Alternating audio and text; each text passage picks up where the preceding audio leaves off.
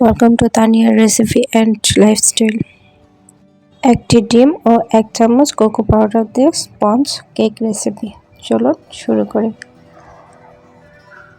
প্রথমে একটি বাটিতে কুসুমের সাদা অংশ নিয়ে নিব।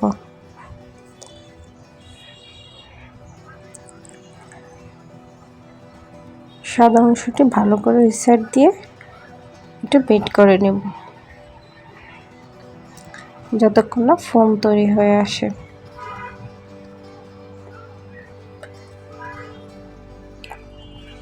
এখানে দিয়ে দিব 1/4 কাপ চিনি অল্প অল্প করে দিয়ে ভালো করে বিট করে নিতে হবে।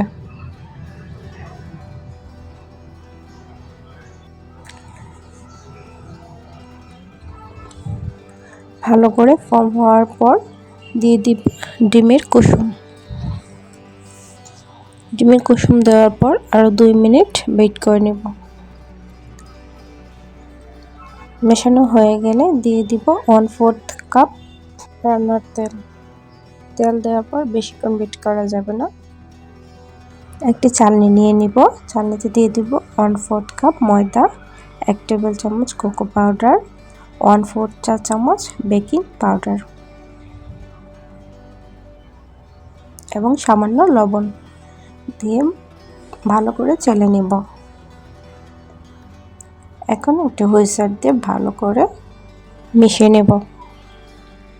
মেশানো হয়ে গেলে একটি পাত্রে কাগজ দিয়ে হালকা একটু তেল ব্রাশ করে নেব। মিশ্রণটা ঢেলে দিব এবং বাটিটা একটু ট্যাপ করে নেব যাতে কোনো বাবল না থাকে। এখন একটি পাত্রে একটি স্ট্যান্ড দিয়ে দিব এবং পাত্রটা বসিয়ে দেব। 15 মিনিট পর একটি কাঠি দিয়ে দেখব কেকটা ঠিকমতো হয়েছে কিনা এবং হয়ে গেলে একটি চাকুর সাহায্যে ভালো করে কেটে নেব। যদি ভিডিওটি ভালো লাগে অবশ্যই চ্যানেলটি সাবস্ক্রাইব করুন। ধন্যবাদ সবাইকে।